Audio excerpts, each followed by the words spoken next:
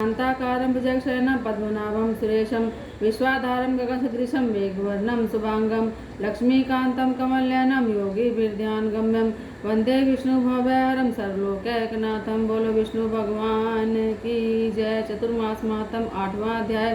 श्री महादेव जी कहते हैं, पार्वती द्विजों के लिए ओंकार से द्वादशाक्षर मंत्र का विधान है और स्त्रियों और शूद्रों के लिए ओंकार नमस्कार पूर्वक नमो भगवते वासुदेवाय द्वादशाक्षर मंत्र का जाप बताया गया है। शंकर जातियों के लिए राम नाम का षडाक्षर मंत्र ओम रामायण में है, वह भी प्रणव से रहित होना चाहिए, ऐसा पुराणों में लिखा गया है। यही क्रम सब वर्णों के लिए है और शंकर जातियों के लिए भी सदा ऐसा ही क्रम है।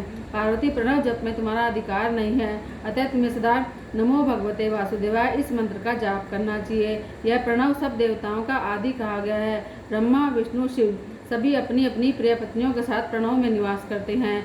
सब प्राणी और समस्त तीर्थ उसमें विभाग पूर्वक स्थित हैं। प्रणव सर तीर्थ में और कैवल्य ब्रह्म में है। शुभाना ने, जब तुम चतुर्मास में भगवान विष्णु की प्रसन्नता के लिए तप करोगी तब प्रणव सहित द्वादशाक्षर मंत्र का जाप करने के योग्य हो जाओगी। जब तपस्या की वृद्धि होती है तब भगवान विष्णु में प्रीति होती है। प्रतिदिन भगवान विष्णु का स्मरण करना चाहिए, इससे जीवा पवित्र होती है। जैसे दीपक प्रज्वलित होने पर बड़े भारी अंधकार का नाश हो जाता है, उसी प्रकार भगवान विष्णु की कथा सुनने से सब पाप नष्ट हो जाते हैं। अतः पार्वती, तुम भगवान विष्णु के शयन काल में द्वादशाक्षर मंत्र का विचित्र चित्त से जाप करो। यही भगवान संतुष्ट होकर तुम्हें द्वादशाक्षर सहित अखंड ब्रह्म स्वरूप का उत्तम ज्ञान प्रदान करेंगे। तुम ब्रह्मा जी के कोटि कल्पों तक द्वादशाक्षर मंत्र का जाप करती रहो। जो प्रणव से मंत्र राज का ध्यान करता है उसका कभी नाश नहीं होता। महादेव जी के ऐसा कहने पर पार्वती जी चौमासा आने पर हिमालय के शिखर पर तपस्या करने के लिए चली गई। वे 3 वस्त्रों से युक्त हो ब्रह्मचर्य व्रत का पालन करती प्रातः, मध्याह्न और सायं तीनों समय भगवान के हरिहर स्वरूप का ध्यान करने लगी और उनके साथ उनकी सखियां भी थी। विशाल नेत्रों वाली पार्वती ने अपने पिता हिमालय के मनोहर शिखर पर क्षमा आदि गुणों से शोभित हो तपस्या की। पार्वती जी के तपस्या में संलग्न होने पर भगवान शंकर सब और पृथ्वी पर विचरण करने लगे। एक दिन उन्होंने जल की उत्ताल तरंग मालाओं से शोभित यमुना जी को देखकर उसमें स्नान करने का विचार किया। वे जो ही जल में घुसे उनके शरीर की अग्नि के तेज से वह जल काला हो गया। यमुना भी दिव्य रूप धारण करके अपने श्याम स्वरूप से प्रकट हुई और भगवान शंकर की स्तुति करते और नमस्कार करके बोली, हे देवेश्वर, मुझ पर प्रसन्न होइए, मैं आपके अधीन हूँ। महादेव जी ने कहा, जो मनुष्य इस पुण्य क्षेत्र में स्नान करेगा उसके सहस्त्रों पाप क्षण भर में नष्ट हो जाएंगे। यह पवित्र तीर्थ संसार में हर तीर्थ के नाम से विख्यात होगा। ऐसा कहकर भगवान शंकर यमुना को प्रणाम करके अंतर्ध्यान हो गए।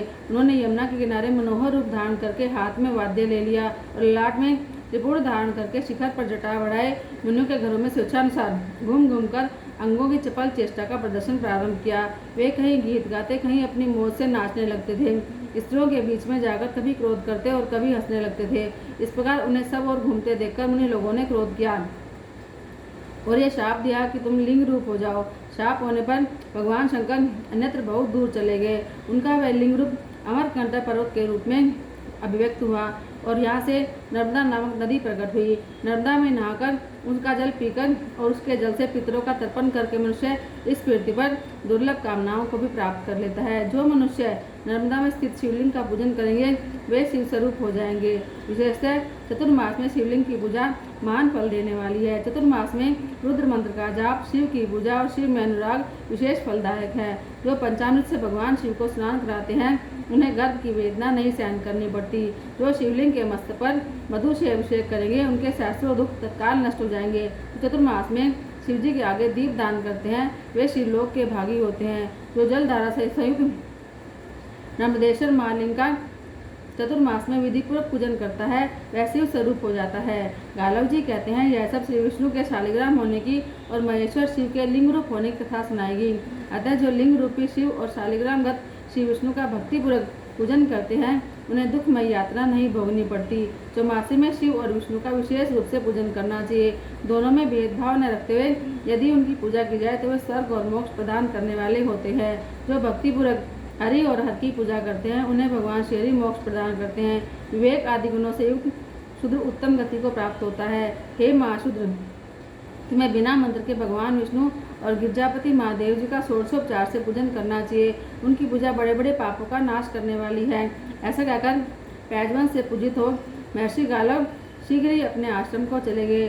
जो मनुष्य इस प्रसंग को सुनता, पढ़ता और दूसरों को सुनाता है, उसके पुण्य का कभी अंत नहीं होता। बोलो विष्णु भगवान की जय।